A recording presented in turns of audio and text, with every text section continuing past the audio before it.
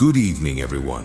It is a true pleasure to speak with you today about a subject that forms the very keystone of existence: revelations on moral perfection. First, the definition and necessity of moral perfection. This teaching begins by establishing a fundamental truth. Moral perfection is the ultimate destination for every soul. It is not an optional pursuit, but the inevitable trajectory of the spirit. What does it entail? The spirits define it as the complete purification of the soul, the absolute victory over every evil propensity, and the full attainment of all virtues that constitute the moral law. It is the state where the spirit radiates pure, selfless love and intelligence. The necessity of this perfection is rooted in the law of progress. Just as all matter evolves, so too must the spirit. We are not designed to remain in a state of imperfection. Our inherent divine spark compels us towards this moral zenith. Second, the pathway, self-knowledge and effort. The spirits are unequivocal about the primary tool required for this monumental journey: self-knowledge. The famous injunction, "Know thyself," is presented as the supreme wisdom. The text emphasizes that one cannot correct what one does not comprehend. We are urged to undertake a daily, meticulous self-examination, to act as our own judge. How do we do this? A spirit of immense wisdom poses the simple yet challenging question: what do I do or fail to do in relation to others which I would not wish others to do or fail to do in relation to me? This is the direct, actionable application of the Golden Rule, functioning as a moral mirror. By continuously cataloging our weaknesses, our pride, our egoism, our envy, our impatience, we identify the internal adversaries we must defeat.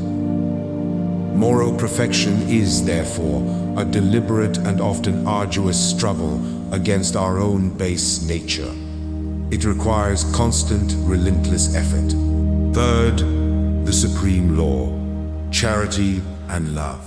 While self-knowledge pinpoints our flaws, the moral law itself is summarized in one word: charity. The spirits clarify that charity is far more than mere almsgiving. It encompasses benevolence towards all, indulgence for the imperfections of others, and forgiveness of injuries. Benevolence means wishing good for everyone, reserving no ill will for any being. Indulgence requires us to adopt a posture of profound understanding and compassion, recognizing that the faults we witness in others often stem from their own spiritual underdevelopment, just as ours do. We are cautioned against gossiping or criticizing the actions of others, as judgment is solely the province of God. Forgiveness is not merely pardoning an offense, but doing so without resentment or hidden conditions. It is the total effacement of the grievance. In essence, egoism is the antithesis of charity and the primary obstacle to perfection.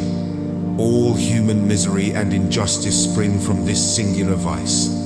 Conversely, charity, guided by justice, is the ultimate expression of the moral law. 4. The role of the virtues. The revelation also highlights specific virtues integral to moral ascent. Humility, considered a foundational virtue. Perfection is impossible while pride persists.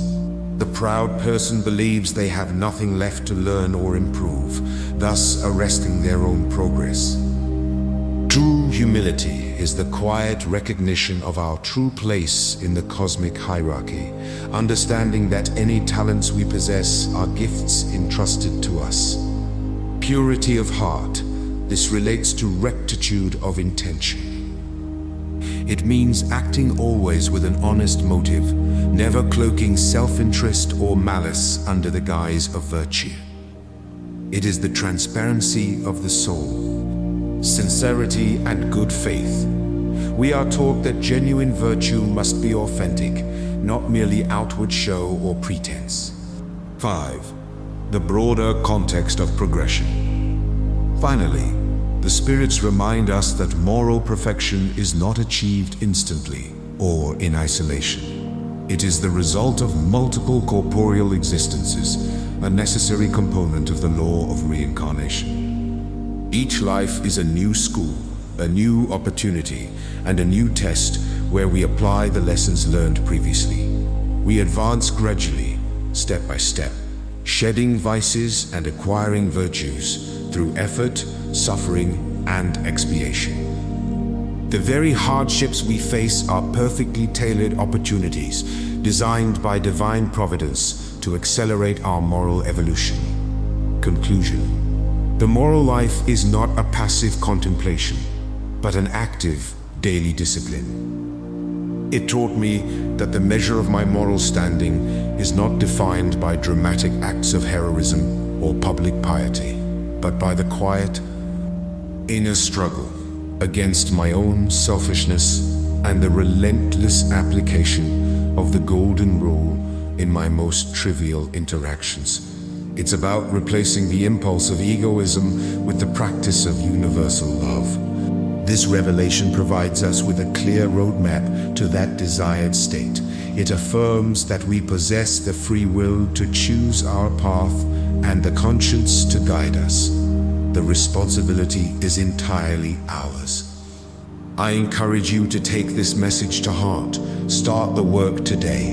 Begin the diligent self-examination. And remember that in the universe, the only true enduring success is moral perfection.